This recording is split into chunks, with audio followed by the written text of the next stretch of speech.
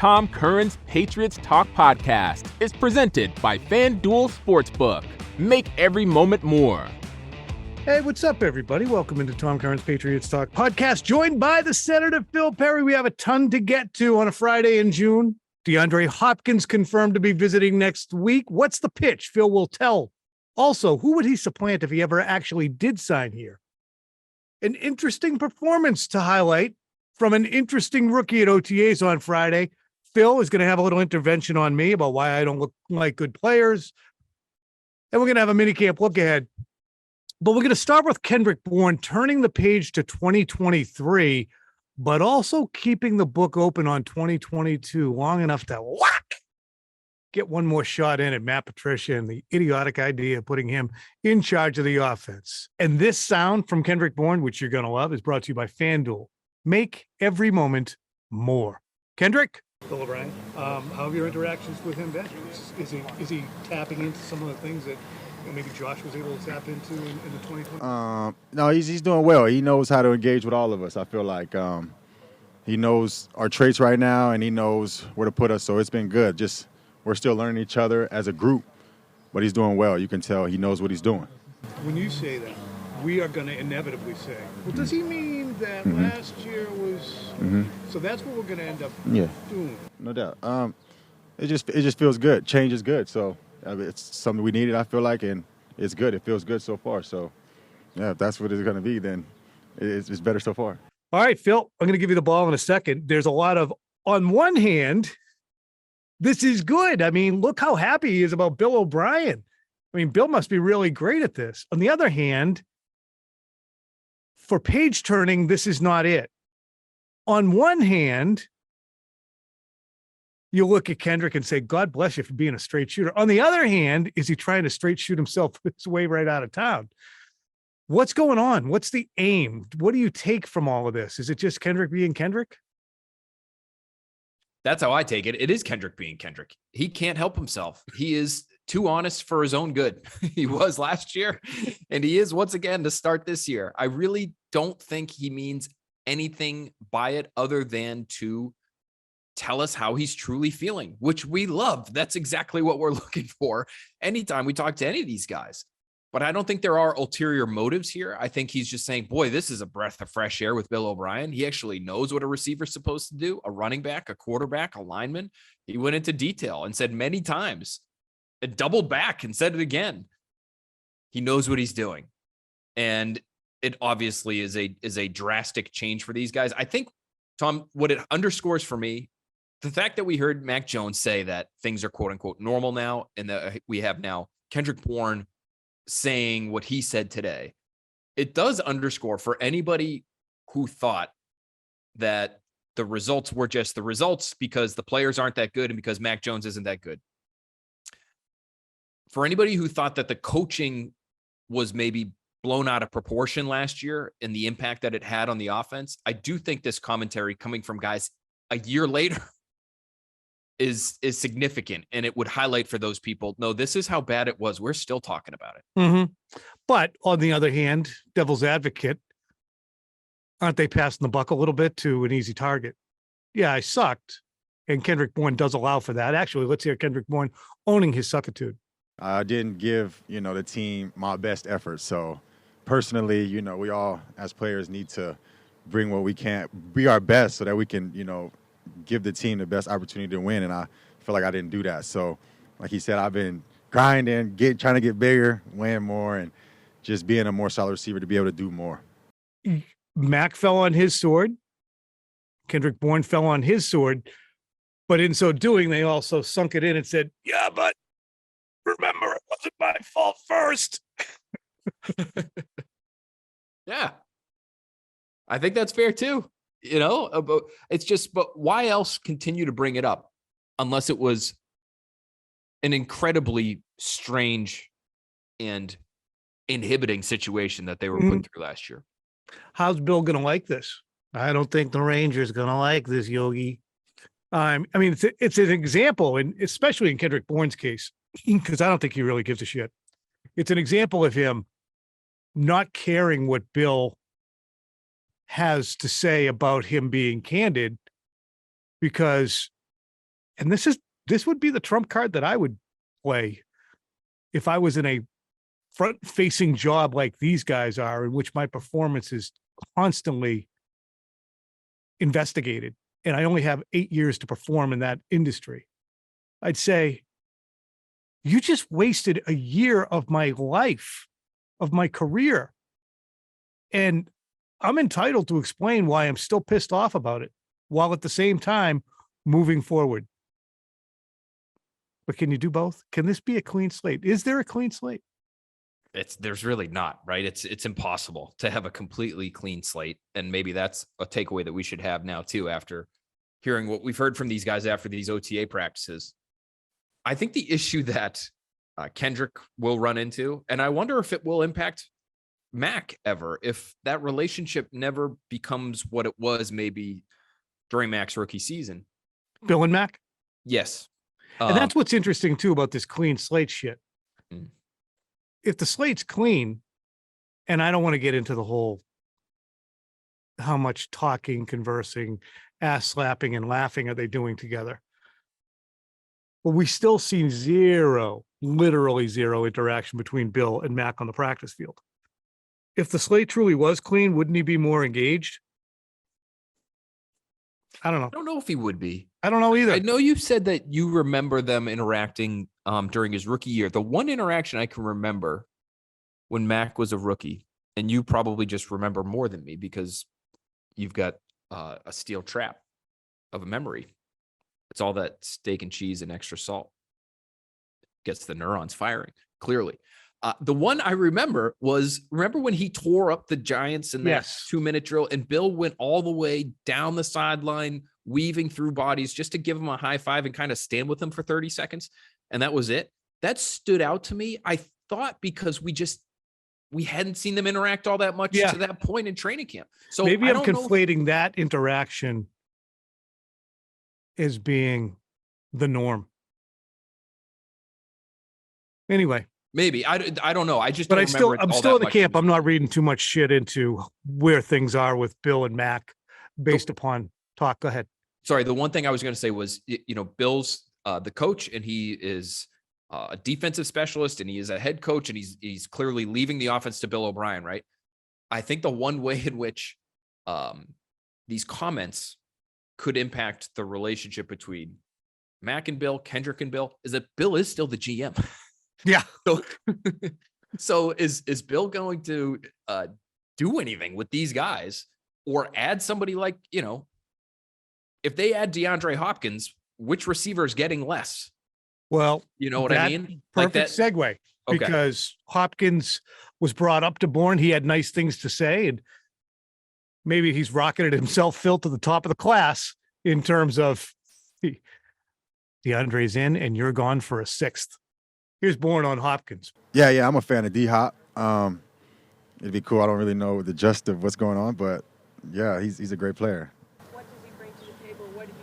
Why are you a fan? Just what he's done over his career, and just watching him when I was younger and stuff. And he's just a great leader. So if anything was to happen, he's a great leader. So would you like to play with him? Yeah, that'd be cool. So it's interesting to hear one receiver's take on perhaps having him join the fleet. I asked in a very crafty way Adrian Phillips about globally the elite receivers in the NFL, then more specifically about DeAndre Hopkins. Here's what the Patriots safety had to say. I have a little bit of a global NFL question. What's up? Good. When you look at some of the best receivers in the NFL, some of the bigger guys, Devontae Adams, DeAndre Hopkins, what do they do to impact the defense on a week-to-week basis? Some of those big, long guys. It's the route running. The hardest thing about receivers is just being able to cover them. And, the quarterback's not going to throw the ball to them if they're not open. So when you got guys like that are able to run routes and get open and break on a dime, it makes it that much harder. And then when you add their ability to be able to catch the ball with their eyes closed, it adds a whole nother avenue to it. So when you're going against guys like that, it makes the game plan harder, and you really have to hone in because, sometimes even when you do have them covered, they're still able to make the play. In your experience, the times you've gone up against DeAndre Hopkins, what does he bring to the table? Hands.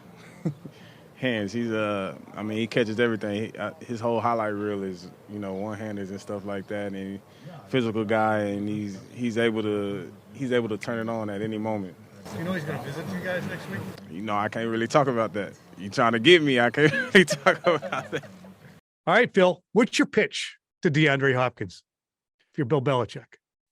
All right, DeAndre, I saw the I Am Athlete podcast. I listen. I'm an avid listener. I love that podcast. I consume all their content. You were there, and what you said you wanted, we have. Stable management, front office, ownership, etc. You haven't really had it in Houston and Arizona. You have it here. Number 2, a quarterback who loves the game. And you even went so far as to say you don't need a great quarterback. I got news for you. I'm not sure our quarterback's great either, but he does love the game. He loves the game. He's here every morning at 6 a.m. He loves it so much, he actually went outside the building last year just to call for a little extra help. That's how much this guy loves football. So we have that. And number 3, you said you want to play with a great defense because defense wins championships. Well, this puppy's elite, baby. We've even gotten better than we were last year, and we were elite last year. Yes, we lost Devin McCourty, but we added what we think is a great corner. We have safeties that are ready to elevate their games. We've got good pass rushers. We have it all. We have a championship level defense. You come to our team, we become a championship level team. I love you. You love me. Let's make this work. Oh, we also have as much or more money than anybody else can offer you. So there's that too. All right, Bill. I'm looking for 2 and 30. Boy, how much could he ask for guaranteed?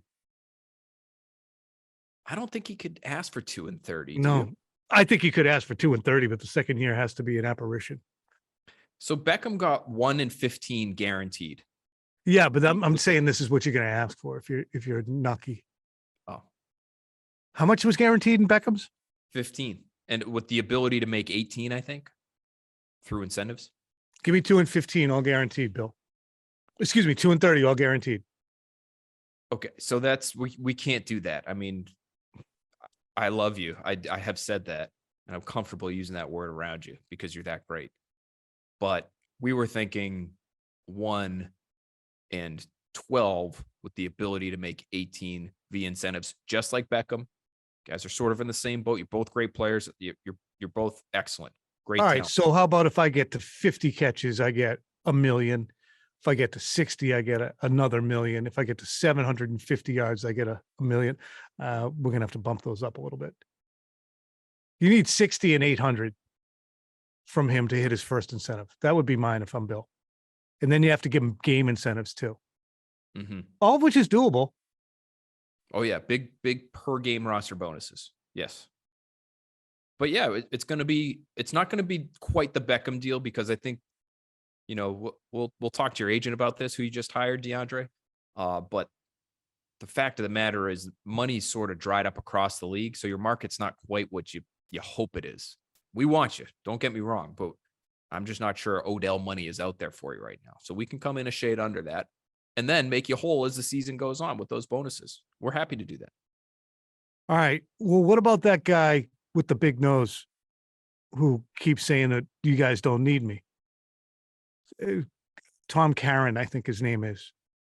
No, that's the baseball guy. I actually like him. Big Sox fan. I have to fold my tent, Phil. I mean, I guess it's Stockholm syndrome. I've mentioned that before, that over the course of time, because I've so frequently written of, celebrated, and bought into the mythology of you don't really need great players. It's the totality of the parts working together that makes everything work. It's being situationally smart. It's being on the details. It's being organized. It's having a culture. I've oversold that, I guess, to the point where I say, as Lou Gorman once said, when asked about the great Willie McGee, where are we going to play Willie McGee? DeAndre Hopkins would help. DeAndre Hopkins would not make. I look at the Patriots receivers and I say, I think they're good enough. I think that complement of guys who should be catching passes for them is good enough. But I guess none of them's a sure thing, are they? Well, none of them is a sure thing. And I think even if you get Say you get Kendrick Bourne, the 2021 version, who had 800 yards. You still don't have a guy who's so talented that he is, on the one hand, your go-to guy, right? You drop back on 3rd and 8 and you have a great feeling about targeting that guy almost no matter what you see on the other side. You don't have that person. And on the other side of it, the defense knows that you don't have that person. And so you are relatively easy to defend conceptually, right? You don't have to steer coverage in one direction. You don't have to go out of your way to double anybody. No one's going alert. Find him. Make sure you know where he is before the ball snapped. Yeah, right. And you feel good about your matchups across the board. Our number one corner is always going to be able to cover whoever the top receiver is on the other side. And we're not even really sure who that is. Is it Parker? Is it Bourne? Is it Thornton? I don't know. Our best guy is going to be able to cover basically any of those guys. So that to me is one of the reasons you add this player, because he's not the guy he used to be, Tom, but he still would represent an upgrade. And now all of a sudden everything slots a little bit better again in terms of those matchups. Okay, well now the number one probably has to cover DeAndre Hopkins because he's a name and because he's still a threat. 700 yards in 9 games last year in a bad offense. And then the number 2 guy gets Devontae Parker, and the number 3 guy gets Kendrick Bourne. And now you're looking at some of your matchups, some of those secondary matchups, and you're feeling better about those just because that guy's on the field for your team in DeAndre Hopkins. Is Mac Jones good enough to exploit and enjoy all that DeAndre Hopkins can afford him? I think so, and here's why. His skill set actually meshes pretty well in terms of the area of the field where he is still good. DeAndre Hopkins. We think of Mac Jones as sort of a short, intermediate marksman, right? Mm-hmm. That's really where DeAndre Hopkins is going to operate. He's not a deep threat. He's not a burner. Speed really has never been his game.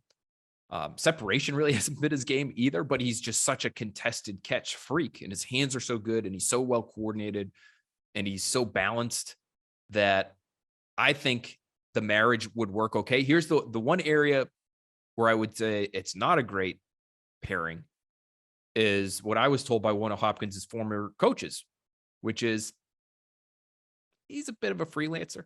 If you want a route run at 8 yards and it has to be 8 and it can't be 7.5 and can't be 8.5, he's not necessarily going to be your guy. That's not really his style. He likes to freelance, and he's played well with quarterbacks who like to freelance too. That's what I've been told about Deshaun Watson. Deshaun Watson's okay with that style of play. Obviously, Patrick Mahomes, this is why I think Kansas City would be a great fit for Hopkins. Kansas City, that's a large portion of what they do. Here in New England, even though Bill O'Brien coached Deshaun Watson and the offense could be similar in terms of its structure and its language, et cetera, the guy operating the offense has a different style of play. Like, I think Mac Jones might need that precision that he might not get from Hopkins. So that's where I would have a little bit of a question about the on-the-field fit. Additionally, there's the practice fit, having been told by folks who would know very well how much DeAndre Hopkins does not enjoy practice and how important practice is. But, as you were talking, it just occurred to me what had escaped my brain. Really, $18 million isn't that much if he can be that much of a change maker. Like, you prorate 9 games, 700 yards. It's basically a 1,400-yard season on a messed up offense in Arizona last year. Tyreek Hill makes like 28. I don't know what the other guys make, Diggs, and they're all 23, 24 plus. You just spent $10 million on Isaiah Wynn to actively make your team worse last year. You just spent $2 and $22 on Nelson Aguilar. All right, I'm done. I'll take DeAndre Hopkins for $14 million a year. Yeah, that's the thing. I mean, if you're talking about 15 with the ability to make more, guys that make 15 per year right now, we already mentioned Beckham on the 1-year deal. But Cortland Sutton is in that category. Hunter Renfrow makes a shade over 15 million. Mike Evans makes a shade over 16. Christian Kirk is right at 18. So that's on the higher end. Deontay Johnson is at 18.3. So I think that's a reasonable range for him. Again, it's going to be a question of what his market is and where the Patriots are willing to go, knowing what that market is. Hey, buddy, we love you, but nobody else out here is giving you 15. So we sure as hell aren't going to come close to that. The Patriots have to overpay to convince him because of the unknown as to whether or not they're actually a good team. It's interesting. It's kind of what the Celtics are going through right now, by extension, a little bit with Damian Lillard. And I don't give a crap. I'm going to dive into that. I find people mystified by why Damian Lillard wouldn't have the Celtics high on their list.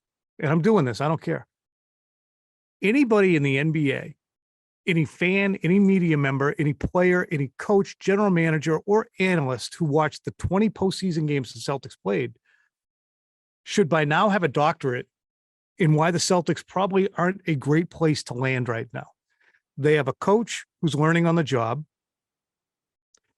can be a little snippy, may or may not be entirely respected by his players. You have a team which can fall behind 0-3, and in falling down 0-3, submits one of the most disgusting performances I've ever seen. And people keep talking about, oh, game 7 is really affecting. No, game 3 affected me. The Sixers series, when you went down 3-2, that affected me. Additionally, basketball is a community sport. It's a communion sport. You have to play together with people in a way that you don't really in football. You know, you do your job in football on the offensive line, but the wide receiver is not really having a lot of direct contact. You have 5 guys on the floor in basketball. You better like being with those guys because they're going to directly free you up with picks, set you up with passes, help you with rebounds and outlet passes. They're going to do everything together with you. So you want to have fun with them. Jason Tatum does not look to me like a good friggin' time. Definitely elite. I'm a huge guy for him being elite. But he's not a good time to play with. And basketball, that matters. That's why I think people like playing with Jimmy Butler and Bam Adebayo. And Durant. Additionally, and I know this is a longer basketball rant. You can skip ahead. It's probably 3 minutes. Phil will have some rebuttal. Jaylen Brown doesn't look like a real fun player to play with. Yes, he'll have his occasional 14-point first quarter or frequent for 14-point first quarter, but he's not really actively making other players better. He has to get in his bag. I think I would enjoy less playing with Tatum if I was an NBA player, just because he's just so self-absorbed. But I think that Brown, and we've seen it over the years. I mean, Grant Williams or any number of players just look at him and go, what are you doing on defense? Like he's just running around like a chipmunk in the middle of the street looking for somebody to cover. I think he would be maddening to play with too. So you add all those things up, and the fact that it's cold, and the fact that it's expensive, and the fact that Jaylen Brown, your second best player, was actively saying it's a toxic atmosphere just a couple of months ago. Well, who the hell's saying, boy, I can't wait to get to Boston? I hope DeAndre Hopkins isn't talking to Damian Lillard. Phil, your input. Wow, I hadn't thought of it that way. This is the last thing the Patriots need right now is Damian Lillard's continued shelling of the city of Boston via social media. Who needs it? Who needs it? Would you want to come and play for the Celtics right now? I mean, on our station, people are mystified that because the Celtics allegedly have the most dynamic duo of players, and I say allegedly because they're a good duo. One's elite, one's pretty good. Elite scorer, he is, Brown. But would you want to be, if you were in the NBA, sprinting to Boston? Well, so here's when I would. If I'm entering into my mid-30s and I haven't won anything, I would be considering it seriously, which is why, in my opinion, weather aside, people aside, maybe he's a big happy hour guy. I don't know. That's not what Boston's known for. Nope. Like I would put that to the side and I would say, I want to try to win something before I'm no longer a star player and my career is ostensibly over. I don't remember Kevin Garnett dying to come to Boston before he came to Boston. But he did. And it was the best decision for him. And it changed the trajectory, obviously, of his career and his legacy and all that. I think Lillard, unless he really thinks Miami, number one, can figure it out and get him. And number two, can win with them, which I think they could if they end up keeping Butler and Adebayo somehow with him. Like Boston might be his last best option. There are parallels. We talked about it a little bit on the phone today. There are parallels between Paul Pierce and Jason Tatum at this juncture in their careers. I think Pierce was taken in 99, I believe. Interviewed him at that rookie camp. Went and did a nice story on him. But by then it was 2006, 2007 season for them. And, he was okay, but that was the 2005 season was an embarrassment for him. They lost by 30 points at home to the Pacers in a game 7. He came out and after getting ejected in the game 6 with a big, stupid Fred Flintstone head wrap because Jamal Tinsley touched him. He was more hooped upon than Jason Tatum is right now. So Paul Pierce, that we know, love, and draw close to our bosom now, was getting the same treatment or worse than Jason Tatum gets. So maybe I like that comp. Maybe Garnett needs to be. Garnett should call Damian Lillard, and maybe Garnett should call DeAndre Hopkins, or maybe Randy Moss should. I like that. Because I think Moss felt like he made a mistake. Anyway. With how it ended here, you're saying. I hope you guys enjoyed that side twist into the NBA, bringing it back to Boston sports and the Celtics. We had no TA access today. Speaking of Mac, he put a couple on a platter.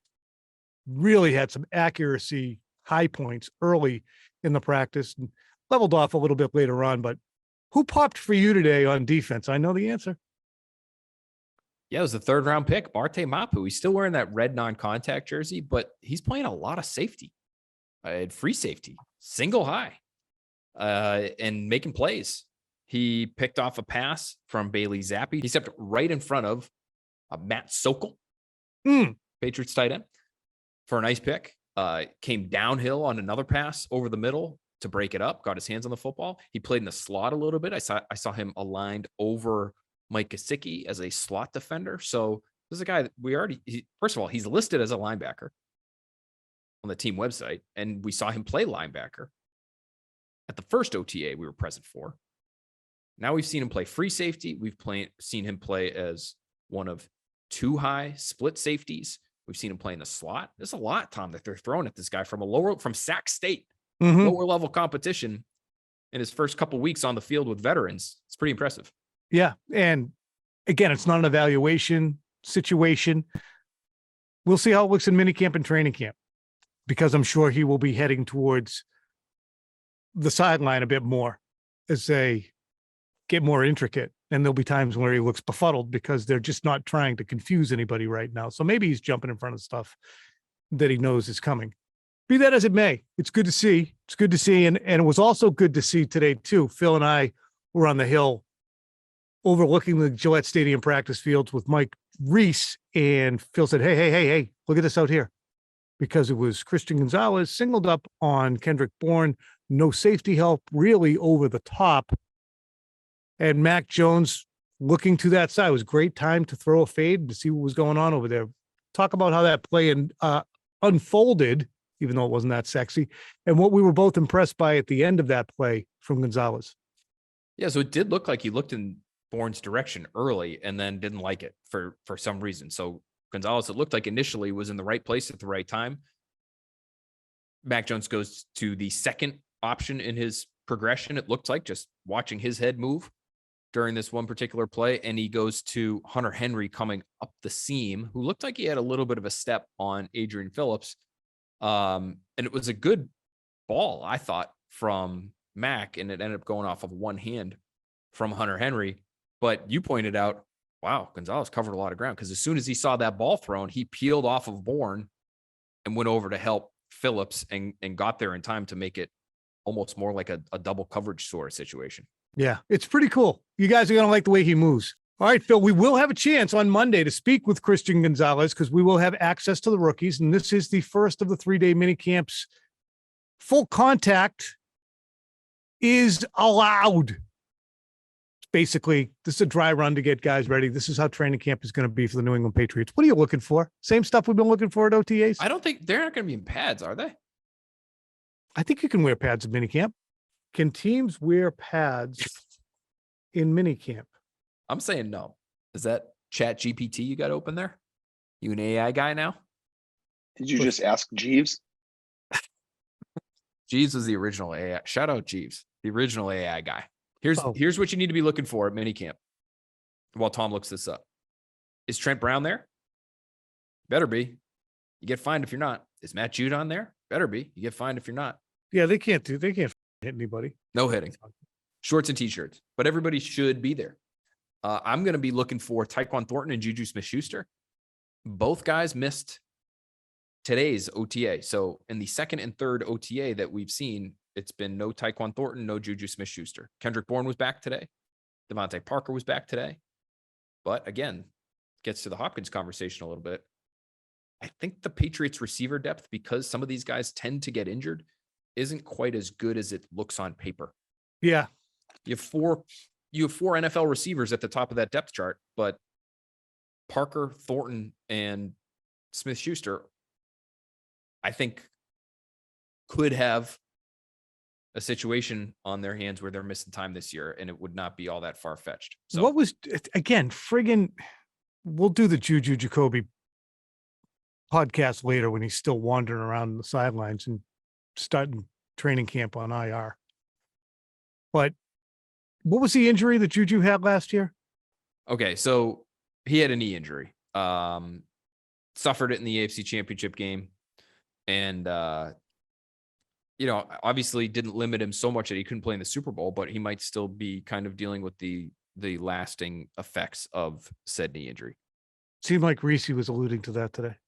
He did mention that. And he has had what I've noticed is he's got a compression sleeve Reese on his leg, not Reese, but Smith-Schuster. And the Patriots are big believers in their compression. And so whether a guy's got an elbow or a knee or whatever it is, a hip, you can almost identify where the injury is on these guys sometimes because they've got some sort of compression sleeve on that thing. All right. I have somehow a lower thumb injury that I think I might have sustained in my sleep because I play a fair amount of golf, hit a lot of balls. It did not hurt yesterday during another terrific ball striking round, but it hurt today. And if it impairs my weekend golf, I'll be upset. So I'm going to go compress the shit out of this. Everybody, we'll talk to you again next week. We're inundating you with coverage and content before minicamp comes and goes, and Phil and I go into summer hibernation. Phil, goodbye.